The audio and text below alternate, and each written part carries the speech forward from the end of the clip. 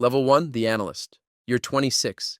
You work in a basement office at Langley with no windows. Your badge says Directorate of Operations. Your job title says something vague about regional analysis. What you actually do is track one man, the HVT, Supreme Leader of the Islamic Republic of Iran. You've been on this account for 8 months. Every movement, every pattern, every deviation from routine. You have feeds from 3 satellite systems, intercepts from NSA, and reports from assets inside Tehran. You build a model of his life, and you look for cracks. Most days are nothing. He's in a meeting. He's in a mosque. He's moving between compounds in a motorcade that changes routes every time. You file reports that go up the chain. Some of them get read, most don't. But you keep building the model. Then one Thursday in February, something changes. Your signals intercept flags a recurring encrypted transmission from the leadership compound in central Tehran. Same time each week, Saturday morning, 9 a.m. Your pattern analysis says this is a senior leadership gathering, multiple principals, same location, predictable window. You write the report. You flag it urgent. You send it up, and you wait. 2 days later, your supervisor calls you. They move the operational window. Good work. You never leave the basement. Level 2, the asset. You're 34. You've been living in Tehran for 4 years undercover. Import logistics. Your Farsi is perfect. Your legend is airtight. The CIA has been running you since 2022. Your contact is a mid-level official inside the IRGC. He's not ideological, he's practical. His daughter needed surgery in Germany that cost $80,000. You arranged it. Now he calls you when something unusual happens near the compound. Not often, not with specifics, just enough. 3 weeks before the strike, he calls. Different vehicles arriving at odd hours. More security at the perimeter. A restructured meeting schedule. He doesn't know what it means. You do. You photograph nothing. You write nothing down. You memorize the conversation, and you go home. You make dinner, you watch television. You act like a man who sells freight insurance and worries about nothing. That night, you pass a message through a cutout to the station chief. The meeting is real. You never know what happens next. That's how it works. You're a nerve ending. The brain is somewhere else. Level 3, the signals officer. You're 31.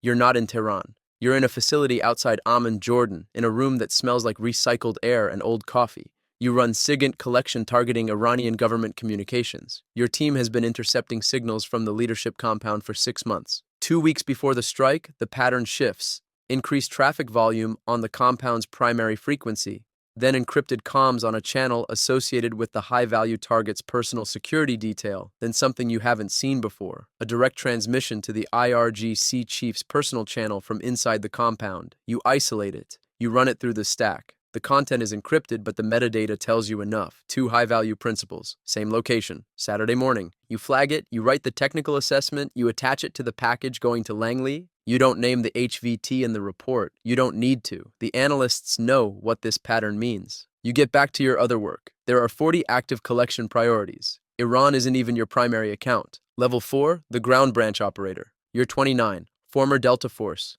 2 tours in Iraq, 1 in Syria. The CIA recruited you 3 years ago. You went through the farm, then 6 months of additional paramilitary training at a facility you're not allowed to name. Now you're in Israel, attached to a joint targeting cell with Mossad. For 10 days, your team has been doing one thing, verifying the target package. You're not inside Iran. You're working from satellite imagery, signals feeds, and human intelligence reports. You build a physical model of the compound. You map every building. You map the gaps between buildings. You identify the security perimeter and calculate standoff distances for the Israeli strike packages. One structure keeps appearing in the reporting. A secondary building, 40 meters from the main conference hall. Smaller, less foot traffic. But the HVT's detail stages there in the hours before major meetings. You mark it on the target package. High confidence, secondary structure, then you wait. Operators always wait. That's most of the job. The morning of February 28th, you're at a laptop at 5 a.m. watching a live feed. At 9:40 a.m., Tehran time, the first impact. You watch the compound disappear in smoke and say nothing. Level 5, the team leader. You're 38. You've run operations in 11 countries. You don't have a rank anymore. You have a clearance level most generals will never see. You wrote the final targeting memo, the one that landed on the NSC desk, the one that moved the strike window from Saturday night to Saturday morning. The intelligence on the meeting was too precise to wait. Leadership gathered in one compound, a 3-hour window. You made the call. IRGC Chief Mohammed Pakpour, Security Advisor Ali Shamkhani, confirmed in the first 24 hours. The secondary building took a direct hit, but the HVT question is still open. Some reporting says he was in the structure at impact. Other reporting says he was moved 20 minutes before. You've seen both. You don't know which is right, and that uncertainty is now the most consequential intelligence question on Earth. You brief the director. You lay out what you know and what you don't. You don't speculate. You give him the facts and tell him you need 48 more hours. He nods. Get me confirmation. You go back to work. Level 6, the station chief. You're 47. 11 years running Middle East operations. You know Iran from every angle. Their signals architecture, their leadership structure, which officials can be turned, which can be pressured, and which will die before they give you a single name. You built the intelligence package that made Epic Fury possible. 8 months of HUMINT and SIGINT fused into a single targeting file. You identified the window. You pushed the memo over the objections of 2 senior officials who thought the strike was premature. You still think you were right, but now your assets inside Tehran are going dark. The IRGC is running a sweep. Your logistics contact hasn't checked in for 36 hours. The emergency protocol is active. You're burning the network to protect whoever is still alive. 3 assets are still in country. You're working every channel to get them out. This is the part they don't put in the briefings. The strike takes 40 minutes. The exfiltration takes weeks. Sometimes it doesn't work. Level 7, the director. You authorize the operation. That's the only sentence that matters now.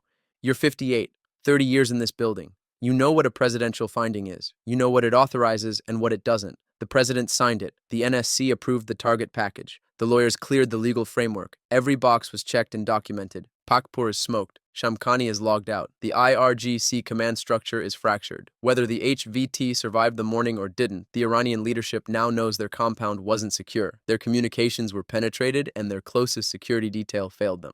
That's a different kind of damage than rubble. It's the kind that lasts. But the phones are ringing. The White House wants a full readout. The Senate Intelligence Committee wants a classified briefing before the press gets it.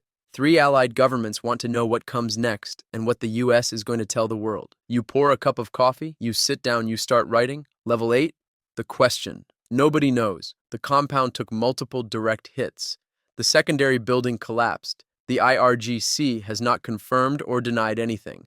Iranian state media went dark for 6 hours after the strike, then broadcast a pre-recorded message, then went silent again.